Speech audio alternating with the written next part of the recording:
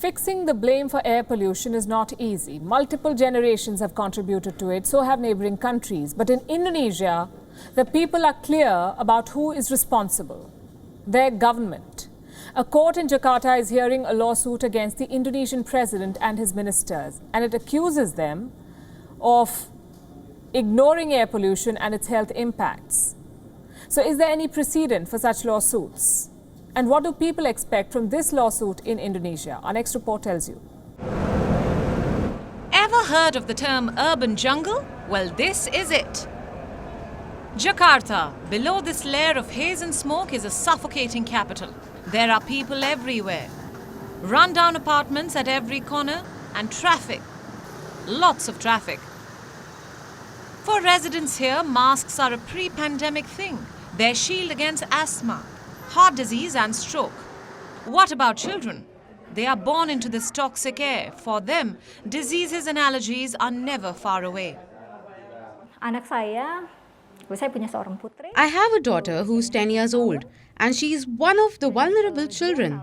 She has allergies since she was born, and she's developed health issues since she started kindergarten.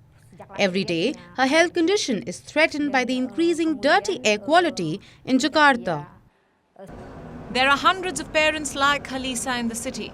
2 years back, they decided enough is enough. If the government wasn't hearing their pleas, it was time for a legal nudge. And that's exactly what they did. 32 citizens got together to sue the government. The lawsuit spares no one, right from the president to the city council leaders. These citizens are suing their leaders for failing to give them clean air to breathe, and it's not about striking a deal for compensations. Instead, the lawsuit focuses on fixing accountability.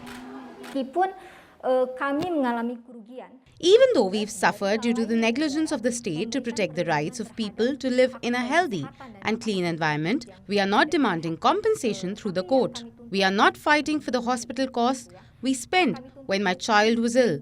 But we want the government to enact regulations to ensure the people of this country, our children and generations to come, can be well protected from air pollution. Jakarta has been untouched by electric cars and renewable energy. It is very much a city from the 20th century. Coal plants for electricity and diesel for cars. The court verdict is expected soon. The outcome is anyone's guess. Mainly because such a lawsuit is unprecedented in Indonesia.